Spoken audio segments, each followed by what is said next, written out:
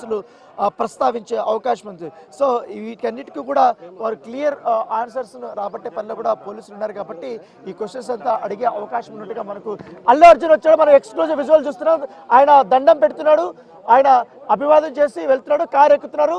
తన అల్లు అర్జున్ వైపు స్నేహారెడ్డి కూడా తన పక్కనతో ఉంటాడు. తను బ్లాక్ డ్రెస్ వేసుకున్నాడు. ఇవాళ అల్లు అరవింద్తో కూడా మాట్లాడుతున్నారు. అల్లు అరవింద్తో దాంతోపాటు అల్లు అర్జున్ సమచోటి వాళ్ళ మామ ఆయన కూడా కిందకు వస్తున్నాడు. ఆయన కూడా వేరే వెహికల్లో ఇక్కడి నుంచి వెళ్ళడానికి ప్రయత్నిస్తున్నారు. అక్కడ మనకు బన్నీ వాసు ఉన్నారు, అల్లు అరవింద్ ఉన్నారు, అల్లు అర్హ కూడా మనకు ఫ్రేమ్లో చాలా క్లియర్గా కనపడుతుంది.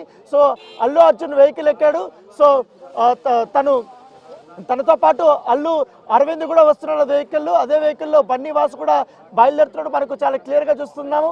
సో విచారణకి అల్లు అర్జున్ హాజరవుతున్నాడు చాలా క్లియర్గా. ఇప్పటికే భారీ భద్రత మధ్య ఇప్పుడు ఆయన హాజరవుతున్నటువంటి విజువల్ మనం చాలా క్లియర్గా చూస్తున్నాం. ఆయన కారులో కూర్చున్నారు. మరి 2 నిమిషాలు ఆయన బయటకు వస్తున్నారు. దాదాపు అర్జున్కి సంబంధించిన విషయంలో 3 వెహికల్స్ని కూడా అక్కడ ఏర్పాటు చేశారు. ఒకటి ఇన్నోవా క్రిస్టా వెహికల్ని మొదటగా ముందుకు వెళ్తుంది. తర్వాత అల్లు అర్జున్ సంబంధించిన వ్యక్తిగత వాహనం BMW అది ఇప్పుడు బయలుదేరుతుంది. సో గేట్ దగ్గరికి వస్తుంది. ఇప్పుడు అల్లు అరవింద్ అత్యంత సమీపానికి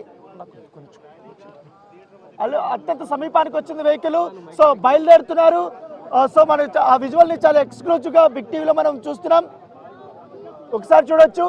సో అల్లు అర్జున్కి ఎదురుగా అటు బన్నీవాసు కూర్చున్నారు, అల్లు అర్జున్ పక్కన అల్లు అరవింద్ కూర్చున్నారు. సో వెహికల్ ఇక్కడ నుంచి బయలుదేరుతున్నటువంటి నేపథ్యం అయితే కనపడుతుంది. సో మొత్తం ఎంటైర్ ఇక్కడ మరొక వెహికల్ని కూడా అక్కడ పోనీ ఎవరిని కూడా ఆ కన్వే ముందుకు వెళ్ళేటప్పుడు మొత్తం రోడ్ అంతా కూడా బ్లాక్ చేసినటువంటి సిచ్యువేషన్ అయితే మనకు చాలా క్లియర్గా కనపడుతున్నది. సో మొత్తం పోలీసులు అయితే ఎవరిని కూడా ఇక్కడి నుంచి పోనీయట్లేదు. సో మొత్తం పోలీసులంతా కూడా